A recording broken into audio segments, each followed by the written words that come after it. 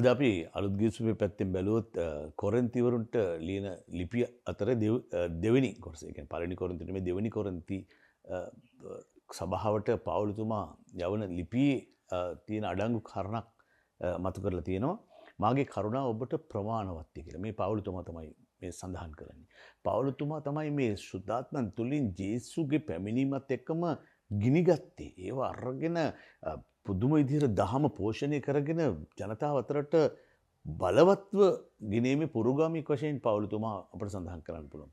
පවුලතුමා අපිත් එක්ක මේ ලිපි වලින් වගේම එක එක සභාවන් වලට යෝජනා කරපු දේවල් දෙවියන් තුල ක්‍රිස්තුස් වහන්සේ තුල ඉතාමත් ප්‍රබලයි. ඉතින් මෙතනදී උන්වහන්සේ කියන්නේ මාගේ කරුණාව ඔබට ප්‍රමාණවත් කියන්නේ දැන් පවුලතුමත් යාඥාව තුල ඉල්ලන්නේ මට ගැලවීම දෙන්න කියලා. නමුත් මොකද වෙන්නේ දෙවියන් වහන්සේගේ කරුණාව තමයි අපිට ලැබෙන්නේ. අපිට කරුණාව තමයි අවශ්‍ය වෙන්නේ. ගැලවීම කරා යන ගමනට අපිට දේව කරුණාව තමයි. දැන් අපි මොන හරි දෙයකට කියන්නේ කොහමද? සැපසනීප කොහොමද කියලා අහනවා. අපි කියන්නේ දේව කරුණාවෙන් හොඳින් ඉන්නවා. අපි එහෙම කියන්න උත්සාහ කරන්න.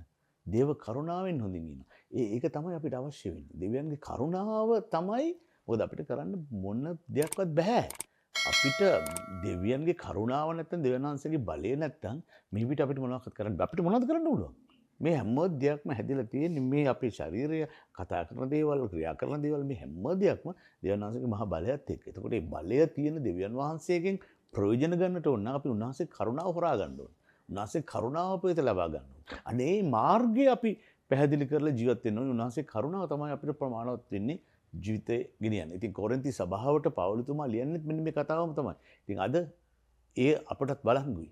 අපි ස්වාමීන් වහන්සේගේ මහා බලය අත්විඳින්නට යනවා. උන්වහන්සේගේ කරුණාව අපිට ලබාගෙන උන්වහන්සේගේ කරුණාව ගන්නට තමයි අද දවසේ අපි සැරසෙන්නට ඕනේ.